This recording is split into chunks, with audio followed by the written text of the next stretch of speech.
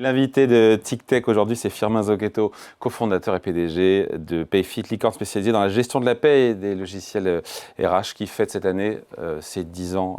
Pas vous, Firmin, mais la boîte, évidemment. Je suis encore jeune, mais Ça va? très bien, merci. Bon, dans l'actualité, il y a plein de questions dont on va vous parler avec Julien. Il y a cette directive européenne sur la transparence salariale qui va entrer en vigueur l'année prochaine. Qu'est-ce que ça concerne? Qu'est-ce que c'est au juste? Est-ce que c'est bon ou pas pour les salariés qui nous regardent? Alors, tout dépend du point de vue, mais oui, moi je pense que c'est une bonne chose, cette directive européenne sur la transparence des salaires, qui va en fait obliger les sociétés à être plus claires en fait sur la manière de donner les salaires à l'embauche. Par exemple, quand vous allez publier une offre d'emploi, vous allez, en tant qu'entreprise, être obligé de donner une fourchette salariale. Vous n'allez plus pouvoir, en tant qu'entreprise, demander à un candidat en fait, quels étaient ses anciens salaires avant de postuler dans votre société. Vous allez devoir en fait, publier des grilles avec non pas des salaires individualisés, mais en tout cas des fourchettes pour que chaque salarié puisse se situer en fait en fonction de son niveau, de sa classification, de son ancienneté dans la société. Donc il y a différentes règles qui vont être mises en place, mais en tout cas ça va permettre aux salariés de mieux comprendre leur rémunération et également d'éviter certaines formes de discrimination en termes de rémunération. Donc moi je pense que c'est une bonne chose pour les entreprises, pour les salariés, et ça va être un progrès. Et il va falloir que les entreprises, surtout les petites, en fait, se dotent d'outils qui va permettre de pouvoir gérer ça. Parce que dès qu'il y a une nouvelle obligation, une nouvelle réglementation, vient la question du comment, du process, de l'outil. Et là, c'est là que vous intervenez. Voilà. C'est là qu'on intervient. Alain. Et alors, comment vous allez aider les salariés ne gagnent pas plus avec cette transparence Non, alors, il va pas y avoir. Non, il va pas y avoir d'augmentation de salaire automatique grâce à ça. C'est pas, on n'est pas en train de compris, mais c'est bon de le rappeler, quoi. On n'est pas en train de parler effectivement de baisse de cotisation sociale, d'augmentation en fait du brut. C'est vraiment juste une transparence, un affichage, une communication entre d'une part l'employeur et le salarié. Et en fait, comment on peut le faire en tant qu'employeur? En ayant la gestion de sa paie et de ses process RH dans des outils comme Payfit, vous pouvez du coup avoir la rémunération des salariés qui est pas partageable individuellement, mais en tout cas, vous pouvez faire des catégories et vous pourrez laisser la possibilité aux salariés, par exemple, de voir en ligne comment ils se situent. Je t'ai coupé, Julien. Oui, donc non, pas de problème. Comment vous allez aider concrètement effectivement les entreprises dans cette nouvelle réglementation? C'est quoi ce que vous mettez en place pour qu'elles se préparent à ce basculement? Déjà en communiquant sur les changements, parce que toutes les entreprises aujourd'hui ne sont pas au courant de cette transparence salariale, et ensuite en développant sur Payfit justement les moyens de partager en fait ce qui doit être partagé aux salariés. Aujourd'hui en fait l'employeur va sur Payfit, mais les salariés aussi. Ils peuvent faire leur demande de congé, leur demande de notes de frais, accéder au bulletin de paye. Demain ils pourront aussi accéder en fait à leur grille de salaire et voir comment ils se situent dans l'entreprise, par exemple.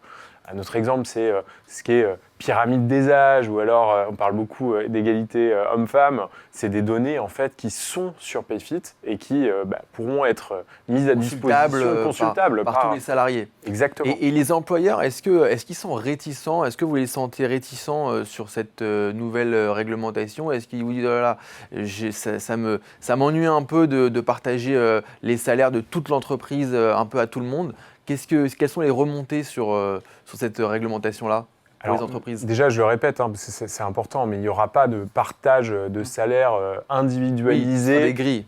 Il gagne combien le mec est sur le bureau en face de moi? Donc, il y aura toujours ces discussions à la machine à café, ça c'est clair. Mais en tout cas, il y a Julien, il gagne trop. Hein.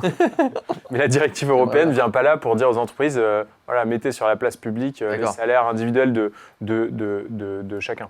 Donc les employeurs réticents ou pas réticents C'est une question de point de vue. Moi, je vois surtout en fait des employeurs qui ont déjà commencé en fait cette transparence salariale et qui communiquent déjà en fait sur des grilles, que ce soit à l'embauche ou que ce soit ensuite dans la vie de l'entreprise et qui ont envie, par exemple, de montrer qu'il y a une bonne égalité homme-femme sur les salaires et qu'à poste équivalent, responsabilité équivalente, ancienneté équivalente, il y a cette égalité. Donc c'est déjà des choses que certains de nos clients font déjà et ont pris de l'avance. En termes de business, vous, ça peut vous rapporter une part significative en termes de revenus ou pas? Non, je dirais que c'est un tout. C'est-à-dire que chaque année, en fait, il y a eu, par exemple, l'impôt à la source qui est arrivé il y a quelques années. On en a beaucoup parlé. On n'en parle plus maintenant parce qu'en fait, c'est quelque chose qui a été intégré sur tous les systèmes de paie, dont Payfit, et ça tourne très bien maintenant. C'est dans l'air du temps. Chaque année, vous avez des innovations, des changements de réglementation qui arrivent, nous on s'adapte. Mais et nous, en tant qu'éditeur de solutions de paie et de RH, en fait, on est toujours avec un coup d'avance sur ces réglementations, sur ces changements. Prenez le bulletin de paie interactif qu'on a sorti. Aujourd'hui, chaque ligne est cliquable. On a mis de l'IA et de l'expertise paye pour que les salariés puissent de manière autonome comprendre leur bulletin de paye. 70%, c'est vous qui sortez cette étude, 70% des Français ne comprennent pas leur fiche de paye. Ils ne comprennent pas totalement leur fiche de paye. En même temps, ce qui est important, c'est le petit chiffre qui est en bas à droite. Alors, il y a plus de 8 Français sur 10 qui regardent juste en premier ce chiffre-là. Évidemment. Mais j'aimerais rencontrer les 20% qui restent, à voir ce qu'ils regardent. Une cotisation, je comprends pas. Les compteurs de congés payés, par exemple. Oui, c'est vrai ça. Combien il me reste de RTT Ouais, voilà. Ou alors les informations concernant les impôts, les arrêts maladie qui sont aussi sur le bulletin de paie. Mais ce chiffre de 7 Français sur 10 qui ne comprennent pas totalement leur bulletin de paie, en fait, c'est 5 en Espagne sur 10 et c'est 3 au Royaume-Uni, parce qu'on est aussi présent dans ces pays-là. Il y a moins de lignes là-bas. Il y a moins de lignes. Mais ça témoigne quand même d'un intérêt quand les gens ont d'une compréhension de la santé financière, de à quoi sert le salaire. Je ne comprends pas, entre le brut et le net, il y a un gros écart. Ah oui, mais en fait, il y a 52 € en France qui revient dans la poche du salarié quand l'employeur en fait verse 100. Parce qu'il y a des cotisations patronales, salariales, etc. Le modèle social français. Et c'est important retraite, quand même. Santé, maladie. Oui, voilà, et c'est important de comprendre en fait même à quoi servent les impôts, quand est-ce qu'on cotise par exemple pour la retraite, pour la mutuelle, pour le chômage, pour l'assurance maladie. Et donc nous, on aide en tout cas les Français à s'éduquer financièrement, à comprendre par eux-mêmes, à faire gagner du temps aussi aux entrepreneurs, aux RH, justement en ayant des outils dignes de 2025 à disposition des salariés qui peuvent en ligne directement comprendre leur fiche de paye en cliquant sur chaque rubrique et en étant autonomes et sans faire perdre de temps aux RH, aux entrepreneurs qui ont autre chose à faire que de répondre à des questions toute la journée sur pourquoi j'ai 2 et pas 3 congés payés dans cette case-là. Ouais, ça paraît logique. Et on n'a pas attendu en fait les changements de réglementation liés à la simplification du bulletin de paie dont on parle depuis quelques années maintenant, parce que on sait qu'on a une mission chez Payfit de rendre la paie accessible au plus grand nombre et on n'attend pas les réglementations, la simplification, en fait on la fait au quotidien dans notre système pour les employeurs et les salariés. Ça fait donc 10 ans, Payfit, ça fait 10 ans que vous existez. Vous êtes, si on fait un bilan, vous êtes là où vous souhaitiez être aujourd'hui, si on fait bilan et perspective? Quand on a créé Payfit avec 2 de mes amis il y a 10 ans, j'avais 22 ans. Donc, si vous voulez, aujourd'hui, on fête... Donc, 22 plus 10, ça fait il y a 32 ans. Je suis sur Payfit pour l'info. Au fait, c'est une info qui est sur Payfit, effectivement. On a accueilli notre 20 millième client. On sert aujourd'hui 20 000 clients en Espagne, au Royaume-Uni, en France. On s'est internationalisé. Des PME, des ETI, des TPE, des PME, ça va de 1 à 1000 salariés. Et on a énormément de clients qui ont moins de 100 salariés. Le mois dernier, en octobre, on a accueilli 300 créateurs d'entreprises sur Payfit qui ont fait leur première paye en fait sur Payfit. Donc ça va vraiment clients, ça fait quoi en croissance client par an aujourd'hui? Aujourd'hui, on grandit quasiment à 20% et on sera rentable l'année prochaine. Alors c'était ma question. On est. Vous allez être pour toi. Vous allez être rentable l'année prochaine. Oui, bien de le dire. Je veux l'entendre sur ça parce que... C'est quand la rentabilité, Firmin? C'est ce qu'on vise en tout cas pour 2026. Alors, okay. On sera rentable. Voilà, pour la première fois de notre histoire, c'est une maturité aussi qui arrive. On a un modèle qui est depuis le début extrêmement clair, parce qu'en fait, on permet à des petites entreprises de faire leur fiche de paie et leur gestion RH. Donc on sait en fait voilà, qu'il y a de la valeur au service, aux produits qu'on propose. Combien de revenus aujourd'hui d'ARR, ARR revenus annuels récurrents? Alors, on ne communique pas sur ce chiffre. Non, on ne communique pas sur ce chiffre. Mais l'ambition, c'est d'arriver rapidement à 100 millions dans les années à venir. Ok. Et aujourd'hui, combien de salariés chez Payfit? Et aujourd'hui, on est un petit peu moins de 700 dans la société, donc répartis en fait en Espagne, au Royaume-Uni et en France. Ok. Sur l'internationalisation, justement, je vais y arriver. Est-ce que vous avez des ambitions d'aller à la conquête de nouveaux marchés ou est-ce que vous voulez consolider un peu ces 3 pays-là? Alors aujourd'hui, on est plutôt dans une stratégie de consolidation parce qu'on a la chance d'évoluer sur des marchés qui sont énormes. En France, on a 2% de part de marché, c'est-à-dire qu'une entreprise sur 50 qui a entre 1 et 500 salariés utilise Payfit en France aujourd'hui.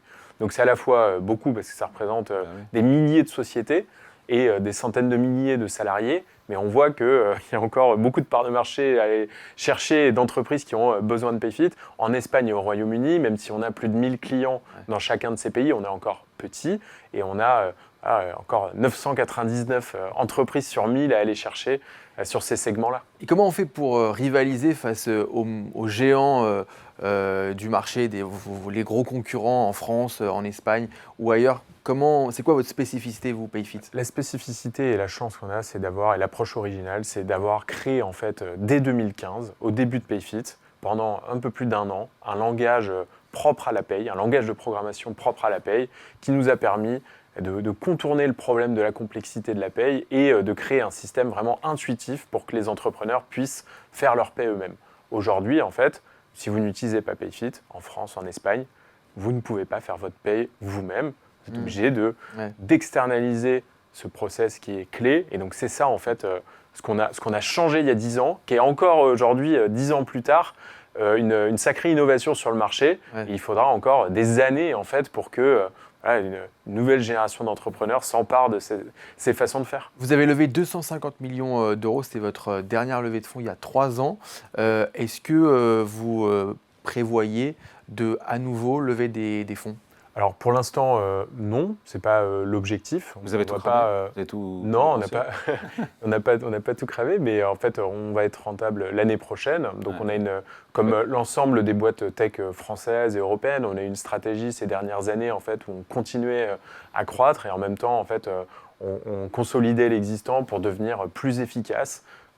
Aller vers la rentabilité, avoir un modèle de croissance, de service client, de développement produit qui permettent d'avoir des entreprises grandes, mais de manière pérenne. Puisqu'on parle de rentabilité l'année prochaine, et ben pourquoi pas, parce que les investisseurs aiment bien ça, une introduction en bourse? Oui, pourquoi pas? Non. Je pense que les exemples d'introduction en bourse en France sur les boîtes tech sont encore rares. Il y a des entreprises qui sont un peu plus vieilles que nous, qui ont été créées en 2011, 2012, 2013, qui sont un peu plus grandes aussi, qui devrait dans les prochaines années montrer l'exemple. Nous, c'est pas quelque chose trop tôt. C'est trop tôt. C'est pas quelque chose sur lequel on se positionne dans les prochaines années. On va continuer à croître et à transformer. Voir comment ça marche pour les autres avant d'y aller. Ouais, voilà. Et il faut savoir aussi qu'il y a une mafia Payfit parce que. Oh là là. Oui, alors je vous explique peur, ça, une mafia. Parce que votre cofondateur Florian Fournier a lancé sa start-up dans la défense, Orasio. D'autres salariés passés par Payfit ont aussi lancé leur boîte dans l'IA, dans la santé mentale, dans la cybersécurité. Ouais. Donc il y a ce qu'on appelle une mafia Payfit, on peut dire ça comme ça. Comment vous expliquez ça et est-ce que ça vous fait plaisir? Ou pas d'ailleurs de voir que les petits collègues ils quittent la maison. Oui, ça me fait pas les garder. Hein. Non, mais ça me fait super plaisir parce qu'en fait, je préfère que nos salariés aillent ensuite créer des boîtes, créer des emplois, des beaux succès dans la tech souvent. Sans être concurrent. Sans être concurrent, bien sûr. Et en fait, ça peut être des clients d'ailleurs pour vous. Hein. C'est souvent des clients. Et en fait, il y a environ 55 anciens Payfitters qui sont devenus entrepreneurs ces dernières années. Et comment vous expliquez ça ? Et en fait, ça ? J'explique ça parce que déjà, ça veut dire qu'ils ont trouvé chez Payfit un modèle d'entreprise qui se développe, qui prend soin de ses salariés, qui se met le client au centre, qui grandit vite, une sacrée expérience. Donc ça donne envie de créer sa boîte. Ils apprennent des choses chez Payfit. Et puis aussi, parce que je dirais qu'on recrute des personnes qui sont curieuses, qui sont à fond dans ce qu'ils font, qu'on se sent cette volonté d'entreprendre, d'innover, et qui du coup naturellement, en fait, après être passé chez Payfit pendant, certains c'est 1 an, d'autres ça va être quasiment 10 ans, vont avoir la fièvre de l'entrepreneuriat et aller créer ensuite des beaux succès. Firmin Zocchetto, est-ce qu'il est bon d'investir encore aujourd'hui en France, malgré le contexte incertain, politique actuel ? Je pense que c'est mieux maintenant que ça ne l'était il y a 10 ans. Pour ceux qui se posent la question. Donc, quand on a lancé Payfit, c'était très compliqué de lever de l'argent, c'était très compliqué de recruter des gens qui avaient connu en fait en France des belles histoires de croissance, parce qu'il n'y en avait quand même pas beaucoup. Donc aujourd'hui, on a quand même un environnement en France, même s'il y a beaucoup de défauts, et beaucoup de complexité administrative, d'instabilité politique en ce moment, et dont on parle beaucoup dans les médias, mais il y a quand même des choses qui ont changé par rapport à il y a 10 ans, et un écosystème qui s'est structuré, et des boîtes qui, là, frappent aux portes du SBF 120 ou du CAC 40 en termes de taille, de chiffre d'affaires, de croissance. Ce n'était pas le cas il y a 10 ans. Et si vous deviez aujourd'hui monter une autre start-up, vous la lanceriez en France ou pas ? Bien sûr, oui. Sans hésiter. Bien sûr. C'est là où c'est le pays que je connais, c'est là où je vis, c'est là où j'ai la fiscalité, quelles qu'en soient les contraintes, quelles qu'en soient. Ouais, je pense qu'en fait, une optimisation de quelques pourcents, une dizaine de pourcents de la fiscalité par rapport au fait de créer des choses qui peuvent être énormes et avoir un énorme impact sur les gens, je pense que c'est pas le sujet. Et autour de vous, les entrepreneurs, vos collègues entrepreneurs, est-ce qu'ils vous disent qu'ils ont des velléités de quitter la France ou pour l'instant, c'est pas du tout le cas Non, mais je vois pas ça. Après, c'est plutôt côté investisseur, où je pense que plus on met de règles, plus aussi on peut créer des barrières à l'entrée. Ça fait peur, je pense, à des gens de mettre leur argent des en investisseurs France. étrangers notamment. Ouais, et en fait, il y a beaucoup de belles boîtes qui se sont développées avec des capitaux étrangers. Ça, c'est quelque chose, c'est un problème. En France, on n'a pas assez de business angels, de fonds ensuite de growth qui vont permettre d'investir dans les sociétés et de leur permettre de se développer. Il faut des fonds de pension à l'américaine en Europe ? Je ne sais pas si c'est la solution, mais en tout cas, c'est sûr que ça donne, c'est ce qui permet, dans des pays comme les États-Unis, le Canada, d'avoir une manne financière qui va en fait dans la tech et qui va financer des super succès. Donc c'est une source d'argent qu'on n'a pas en France. On l'a en fait pour les boîtes tech françaises, mais via en fait des fonds étrangers. Ouais. Et si on veut prendre de l'argent français ou européen, c'est quelque chose qu'on a moins. Donc ça, c'est clair que ça manque. Allez, happy birthday Payfit, merci Firmin Zocchetto, invité donc de TicTech sur Boursorama en partenariat avec Madines, cofondateur et PDG de la licorne Payfit. Merci à vous. Merci. Ciao.